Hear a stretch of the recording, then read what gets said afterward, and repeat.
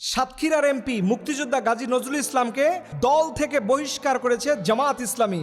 এখন থেকে তিনি আর এমপি পদেও থাকতে পারবেন না। এর মাধ্যমেই প্রমাণিত হয় জামায়াত ইসলামী তার ওয়াদার ব্যাপারে বদ্ধপরিকর। কারণ তারা বলে সৎ লোকের শাসন চাই, আল্লাহর আইন চাই। দেখেন, বাংলাদেশের ইতিহাসে এমন ঘটনা মনে হয় প্রথম হয়েছে যে এত বড় রাজনৈতিক দলের নেতা হওয়ার পরেও নারী কেলেঙ্কারির কারণে তাকে দল থেকে বহিষ্কার করা হয়েছে, তার এমপি পদ থেকে বহিষ্কার করা হয়েছে।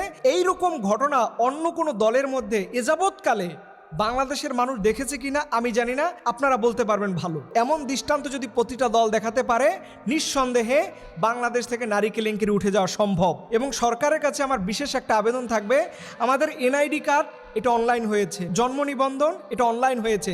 আমি আশা রাখবো যারা বিবাহ করবে তাদের বিবাহের কাবিননামাকে যেন অনলাইন করা হয়, মানুষ যেন দেখতে পারে কে কয়টা বিয়ে করছে, গোপনে যেন আর বিয়ে করার সুযোগ না থাকে। এর জন্য সরকারকে বলবো কাবিননামাকে যেন এনআইডি কার্ডের মতোই অনলাইন করে দেওয়া হয়। এবং জামাত ইসলামীর প্রতি আমার একটা আবেদন থাকবে, আপনার সাতক্ষীরার এই আসনে আপনাদের নেতা অ্যাডভোকেট শিশির মনিরকে দিয়ে আপনারা পুনরায় নির্বাচন করাতে পারেন। আশা করি এখান থেকে আপনারা জয়লাভ করবেন, কারণ এনাকে সংসদে আপনাদের অনেক দরকার। কারণ আমাদের স্বরাষ্ট্রমন্ত্রী সালাউদ্দিন আহমেদের সামনে আপনারা সংবিধানের ব্যাপারে খুব কঠিন হয়ে যান। সেই ক্ষেত্রে অন্তত সালাউদ্দিন আহমেদকে মোকাবেলা করার জন্য অ্যাডভোকেট শিশির মনিরকে এই জায়গায় যদি নিতে পারেন, আশা করি সংসদটা আরও প্রাণবন্ত হয়ে উঠবে। কারণ যেখানে বিচক্ষণ মানুষ থাকে, দুইও দলে যদি ভালো বিচক্ষণ থাকে, এটার অংশগ্রহণটা নান্দনিক হয়, এটা খুব ক্লাসিক্যাল হবে।